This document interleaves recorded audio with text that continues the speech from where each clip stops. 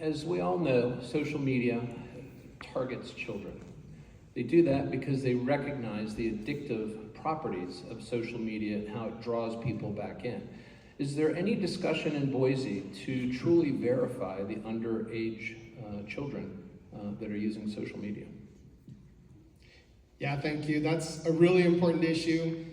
All the studies show that as social media proliferated, the mental health, especially of our young girls, has diminished. The numbers of them, how often they cut themselves or attempt suicide, all of these things increase in a causal, it's clearly a causal relationship between social media and social media use and that behavioral health issue. And so I introduced a bill that would have required, this is my perspective, the parents need to be in the driver's seat on this stuff. We don't want the government in the driver's seat, we want the parents.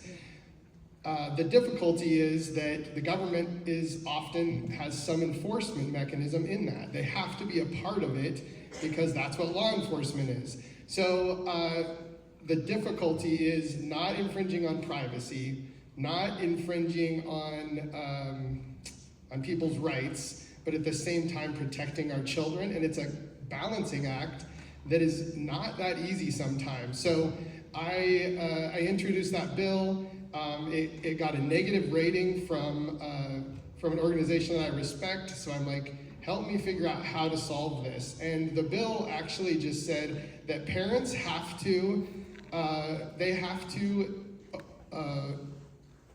authorize their children who are underage to sign on to these contracts, because it's essentially a contract with a social media company.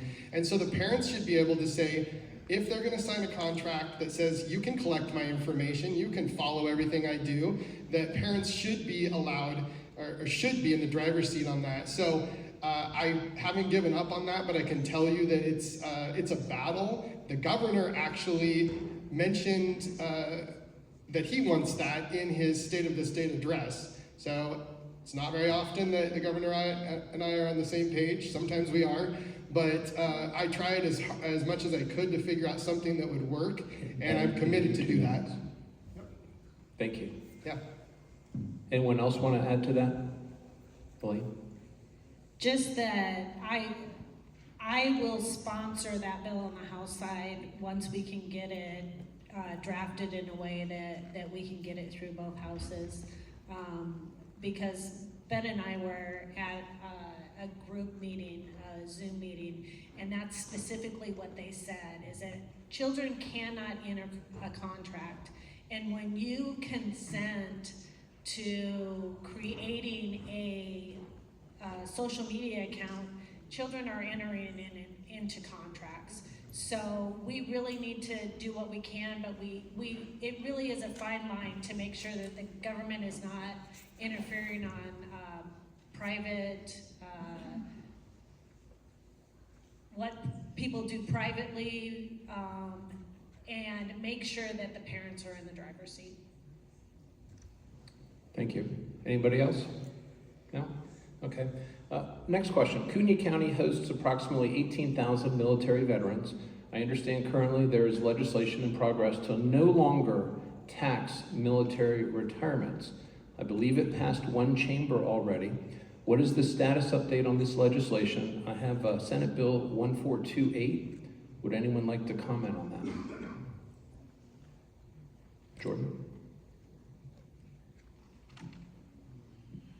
So I actually worked with the group that was working on that legislation a fair amount, just to get a little bit of a lay of the land. They were essentially looking for sponsors and co-sponsors, and the way I understand it is in last year's body, there was not the political will to move that through at that point.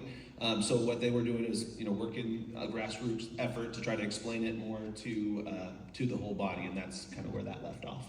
Okay, thank you. Next question, general question. Anyone can answer this one. What are you doing to reduce the size, scope, and power of the state?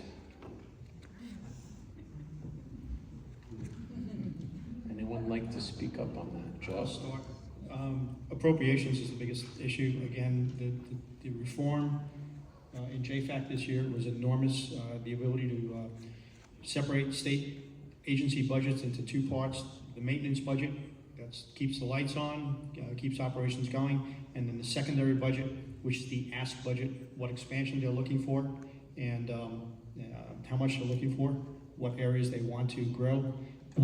I have a general rule, which is that if I see that expansion budget above 3%, I'm an automatic no. Because we have to stop spending the money. That's the biggest part, and I think that's where things start.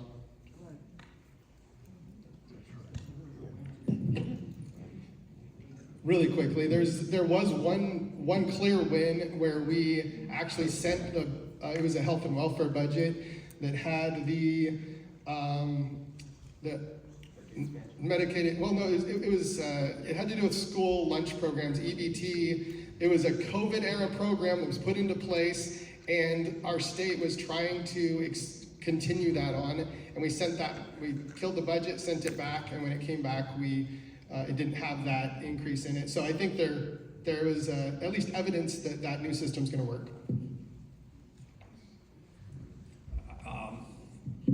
It's not that small of a thing, but one small thing was I ran a bill to eliminate an agency, and we got rid of it. Which one? It was, I'm trying to remember it, an acronym about this long, so many letters I don't remember, but it was something to do with international farm research kind of stuff, but it was redundant. We were already doing that through universities and stuff, and that was fun and novel for a change, but so we did get rid of that. One of the things I intend to explore more going forward is we have a lot of state agencies that operate nonprofits, and so they establish a nonprofit that is not subject to appropriation, so they'll get money in certain ways that they've been able to finagle, and then they use that money however they decide and not how the legislature decides, and I find that wrong. And I think probably everybody I ever talked to does as well. The biggest example of that probably would be the attempt by the University of Idaho to acquire the University of Phoenix. As part of that effort, they created a nonprofit entity that would be run by essentially state employees from the State Education Board. So it's the same people, but we weren't allowed to see what's in the books. We don't know how much money they're spending. We didn't know anything, and that's just wrong. And if they end up on the hook for something, we all get to pay for it. So that is something that seems to me and others to be way outside the lines, and I think we're going to try and rein that in.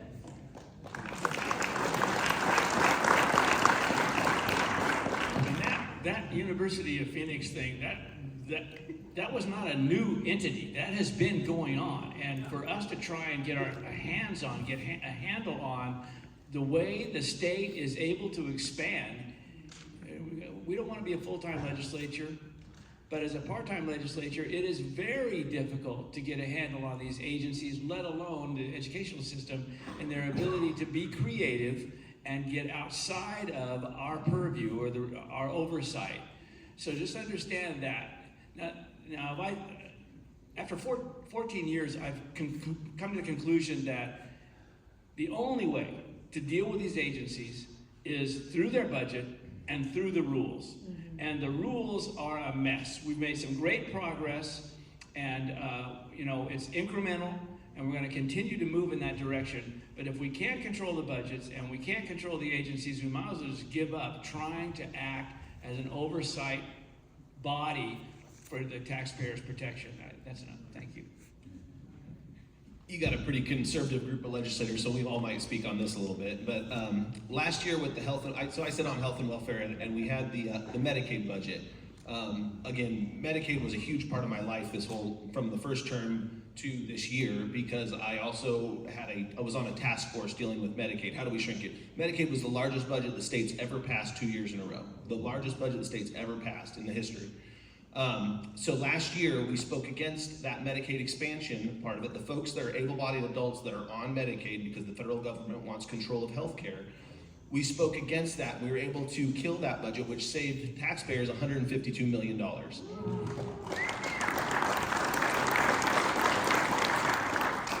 We tried to kill it again. We weren't able to, but because that expansion, we were taking folks off of expansion, we were actually able to save another $250 million. So that's $400 million that have shrunk from that Medicaid budget. And it's such a complex system.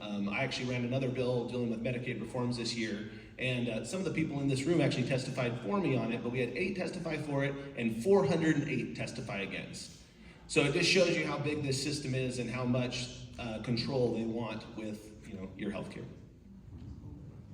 Yes, Tony? I want to bring a couple things to your attention. First of all, the Idaho state budget has doubled in the last 11 years. How many of your incomes have doubled in the same period of time? That means that you pay more and more of your percentage of income to support the state. Now, it was also mentioned that we take a lot of money from the federal government. At one point, we were taking 43% of our budget was being paid by the federal government. A lot of this was due to CARES and ARPA, which was the American Rescue Plan Act. Those were COVID-style budgets. We're now down to about 37%. So we're also seeing right now a shrinkage of the amount of money coming in from the federal government. And we have to be ready for that. We have to be self-sufficient and stand on our own budgets. Just as the federal government is limited by that federal constitution on what obligations it has, what duties, what authority it has, the Idaho state government has to also respect its limitations, and it isn't doing so. In my opinion, based on the 6 years I've served in the legislature, there are 2 types of legislators. One that looks at this huge pot of money that's coming in called revenue from whatever, sales tax, other taxes, dedicated funds, and they see how to spend that money. And then there's the rest of us who I think are well represented by your legislators here that look at that money as belonging to the taxpayer, that has to be spent wisely and within the limits set by the law and by the Constitution and just by common sense. We see way too many programs that are just spawned by, gee, wouldn't this be a good idea if we spent money on this? No, we have to prioritize those things that we have to spend money on. It has to be those things that are constitutionally required, like education, K through 12, even post-secondary education is not required by the Constitution, and focus on those areas. And when those needs are met, then we go on to other things, and we return some of that excess money back to you, the taxpayers who fund our state.